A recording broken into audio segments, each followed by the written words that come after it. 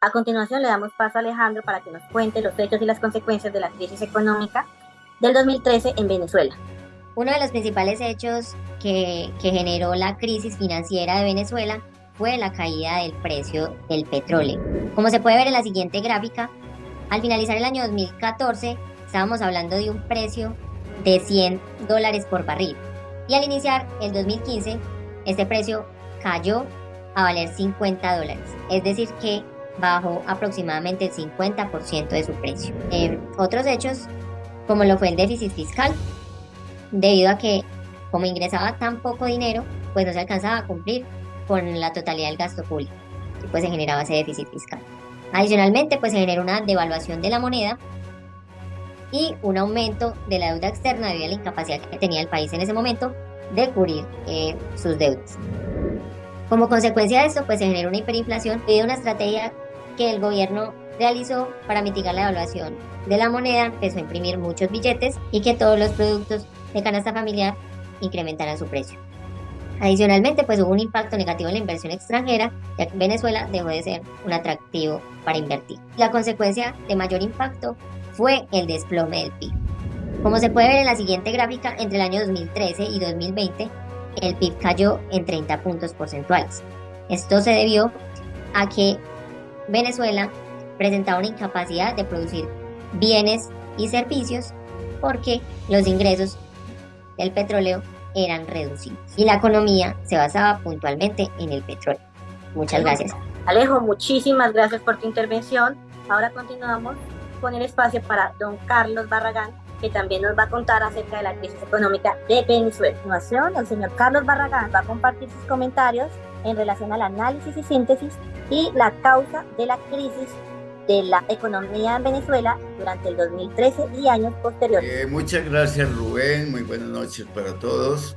La crisis venezolana del año 2013 estuvo marcada por una variedad de cambios, tanto desde el punto de vista económico, político como social. La política monetaria en Venezuela estuvo caracterizada por el mantenimiento del control cambiario, evaluaciones periódicas de la moneda, alta inflación, intervención estatal en la economía y un elevado gasto público financiado por el Banco Central.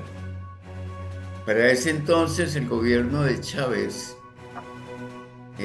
había establecido un régimen cambiario preestablecido por el gobierno a través de la agencia Cadivi. El punto crítico de la política de esta agencia fue el haber definido dos tipos de cambio. Uno preferencial de 2 bolívares por dólar y el otro de 4 bolívares por dólar.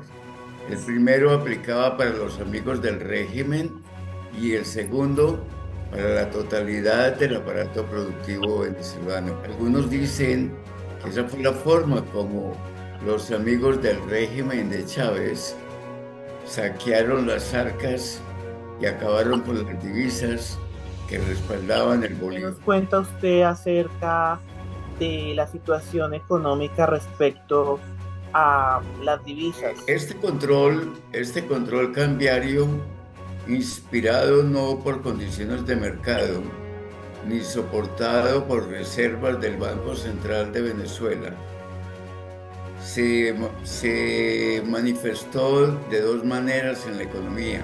Uno, una tasa de cambio ficticia, porque no había reservas que soportaran la relación entre el bolívar y el dólar. Segundo, una escasez de recursos para financiar la importación de alimentos, la importación de medicamentos y en general de todo lo que alimentaba el sistema productivo venezolano. Se habla mucho de que Venezuela en los años de Chávez y los venideros ha tenido consecuentemente un gasto público alto. ¿A qué responde esa situación? Esta situación del gasto público responde fundamentalmente a una política populista en donde el pueblo venezolano se vio apoyado directamente por el gobierno chavista. era un dame y te doy. El gobierno de Chávez subsidiaba toda la ineficiencia del aparato productivo, subsidiaba todo el desempleo a través de una política de mercados que regalaban, pero esto a la vez hizo que el venezolano de a pie, el hombre que trabajaba en las fábricas,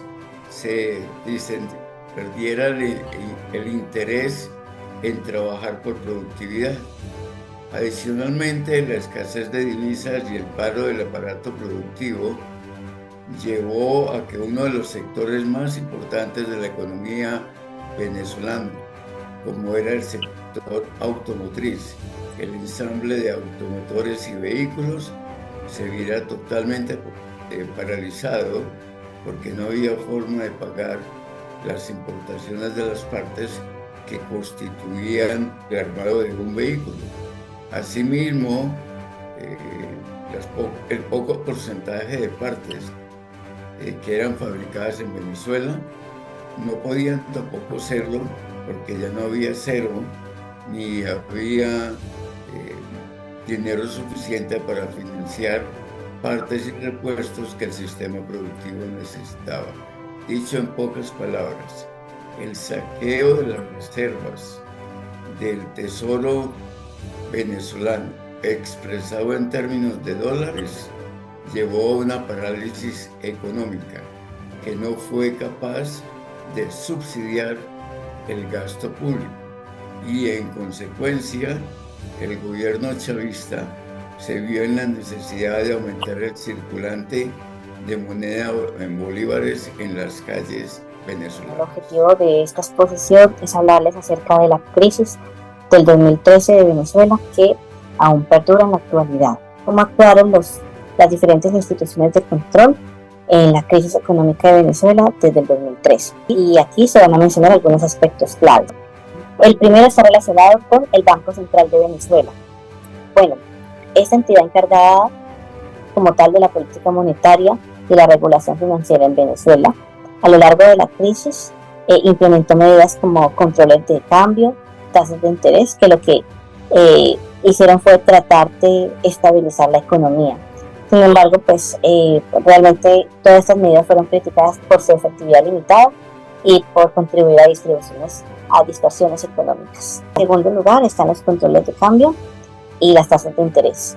Estas se dieron como respuesta a la caída de los ingresos petroleros, la devaluación del bolívar. A partir de esto, el gobierno implementó controles de cambio que permitirán limitar la compra de divisas extranjeras. En tercer lugar está la Superintendencia de Bancos, el SUDEBAN, esta entidad encargada de regular y supervisar el sistema bancario en Venezuela. Durante la crisis implementó medidas para fortalecer la solidez financiera de los bancos, pero pues la hiperinflación les ganó. También está en cuarto lugar la intervención gubernamental. El gobierno venezolano ha intervenido directamente. Y en quinto y último lugar está la falta de transparencia y confiabilidad institucional. Bueno, realmente esto no es nuevo, es un problema persistente en Venezuela y es que las personas ya no creen en las instituciones económicas. La transparencia es casi nula y la interferencia política en las instalaciones y la falta de independencia están de cada día.